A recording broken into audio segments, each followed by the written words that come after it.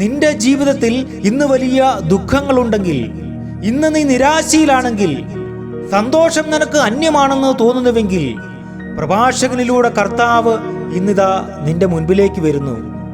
അവിടുന്ന് പറയുന്നു, ഇന്നിൻ്റെ സന്തോഷങ്ങൾ നഷ്ടപ്പെടുത്തരുത്. നിനക്ക് അർഹമായ സന്തോഷത്തിൻ്റെ ഓഹരി വേണ്ടെന്ന് വയ്ക്കരുത്. നിന്റെ ജീവിതത്തിന് അർഹമായ സന്തോഷത്തിൻ്റെ ഓഹരി കർത്താവ് നിനക്കായി ഒരുക്കി വച്ചിരിക്കുന്നു. നിന്റെ ജീവിതത്തിലെ ദുഃഖങ്ങളും നിരാശകളുമല്ല നിനക്കിന്ന് ആവശ്യം, മറിച്ച് കർത്താവ് നൽകുന്ന ഈ ഒരു വലിയ സന്തോഷത്തിൻ്റെ ഓഹരിയാണ്. അത് ഞാൻ എന്തിന് വേണ്ടെന്ന് വയ്ക്കണം?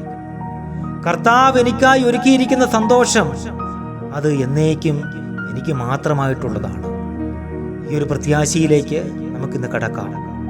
ഇന്നത്തെ നമ്മുടെ ജീവിതത്തിലെ ആകുലതകളോട് നമുക്കൊരു ബൈ പറയാം.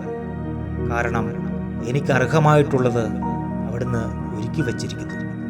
എല്ലാവർക്കും നല്ലൊരു ദിനം ആശംസിക്കുന്നു.